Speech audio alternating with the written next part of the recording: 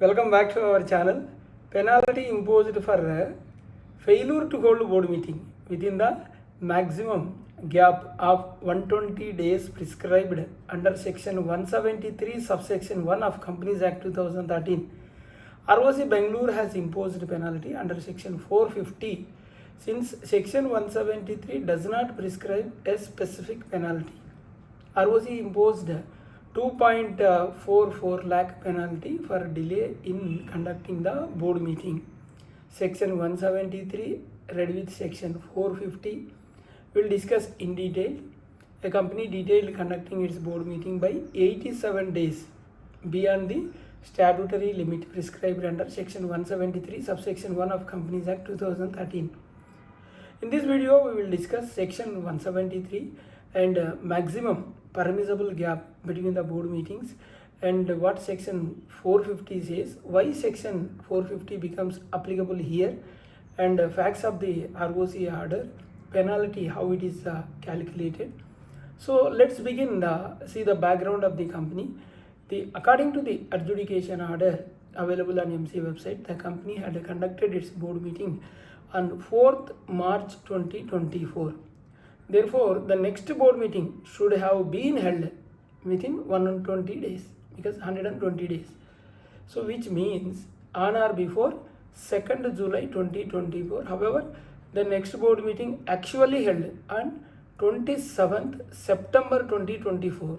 So, this resulted a delay of 87 days. So, the company itself admitted the default by filing a suo motu adjudication application acknowledging the violation of section 173 subsection 1. What it says, section 173 subsection 1 states that every company shall hold first board meeting within 30 days of incorporation. Thereafter every company shall hold minimum number of board meeting every year. Most importantly, the gap between two consecutive board meetings shall not exceed 120 days. This is important. The gap between two consecutive board meetings shall not exceed 120 days. This is not merely a recommendation. This is the statutory requirement. Okay, there are certain exemptions for private companies, small companies and one-person company, dormant companies. That anyway I will explain. Why this 120-day rule is important? The board of directors are responsible for strategic decisions, approval of financial matters, compliance monitoring, internal controls, risk management, appointment of KMP, borrowing decisions, related party transactions. So these are all the decisions to be taken in the board. So if board meetings are expressly delayed, then corporate governance suffers. Therefore, the law prescribes the maximum interval. Applicability, 120-day rule applies to private companies, public companies, one-person company, subject to exemption, because exemptions are there, listed company and unlisted companies. Certain exemptions exist for small companies, dormant companies, one-person company, OPC. So, these are the exemption for these companies. Otherwise, this gap is applicable to all the companies, maximum 120 days.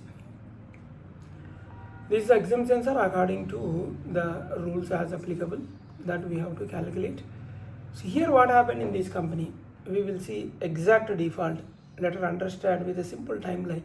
Board meeting conducted on 4th March 2024. Maximum permissible limit is 120 days. So let's permissible date, the last date is 2nd July 2024. Actual meeting held by the company is September 2024. That is 87 days delay, because 27th September 2024 it is held. So 87 days delay. So therefore 173 subsection 1 stood violated. Why section 450 involved here? This is the most important legal point, because many professionals ask what is the penalty for violating section 173. Interestingly, section 173 itself does not prescribe any punishment for delay in conducting a board meeting. So whenever a Companies Act creates a legal obligation but does not prescribe a specific punishment, section 450 comes into operation. This is called residual penalty provision. Understanding section 450, wherever section 450C, where any provision of Companies Act or rules or conditions or approvals are violated, then there is no specific penalty exists elsewhere. Then the company, every officer in default and any other person responsible becomes liable. As per section 450, initial penalty 10,000 plus 100 rupees per day of continuing default, maximum limit on the company 2 lakh, officer in default the maximum limit 50,000 each.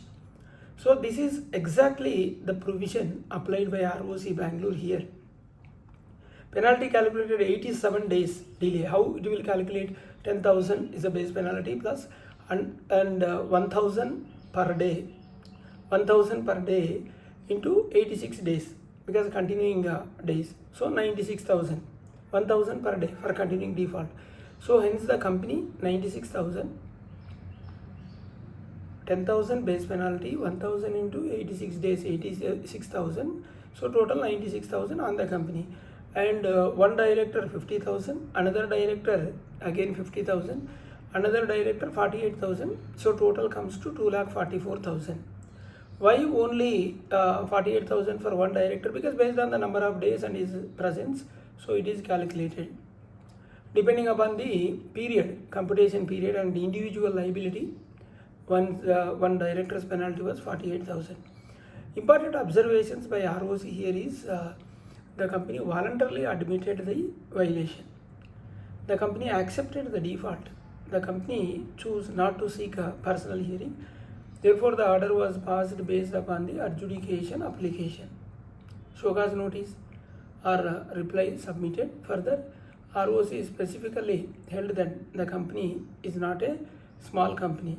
Therefore, the benefit reduced penalties under section 446B not applicable. What is section 446B? Lesser penalties for small companies and startup companies and one-person companies subject to statutory conditions. If eligible, half of the prescribed penalty may become applicable. It is payable by the company, only half of the applicable penalty subject to maximum limits. Since the company is not a small company, so full penalty is imposed.